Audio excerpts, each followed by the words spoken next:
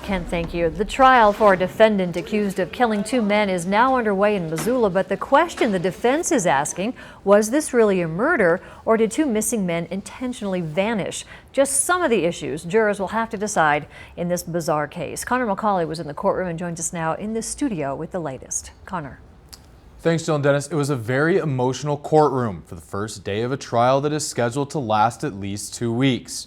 And if the rest of the trial is anything like today, we can expect the emotional atmosphere to continue over the course of this bizarre trial.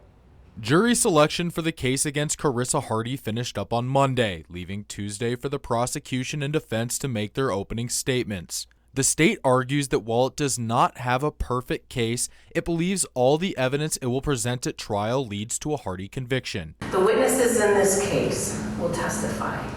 You're going to listen to them. Each of them will lay bricks.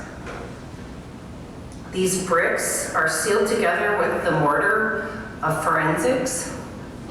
These bricks together make a path that leads right to that chair where that man will sit during the course of this trial, a chair that he earned with a violent distinction.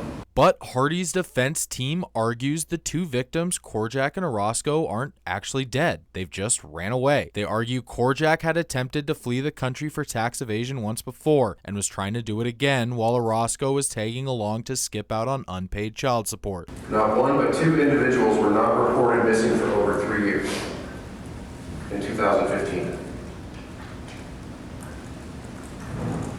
Now, Mr. Orozco did not have the same education or the money that Mr. Korjak did, but they were close, they were friends, they lived together for years. And like Mr. Korjak, Mr. Orozco played this game of cat and mouse, where he tried to stay off paper, he used false names, trying to avoid detection.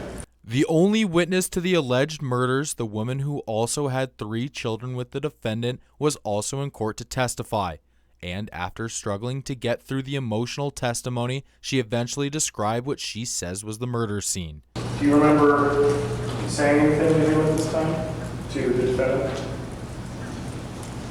Yeah, I remember saying, are they dead and did he kill them? You were saying this out loud? Yeah. Did the defendant say anything to you? I can't remember. I just told him, please don't kill me. Please don't hurt or kill the babies, the children.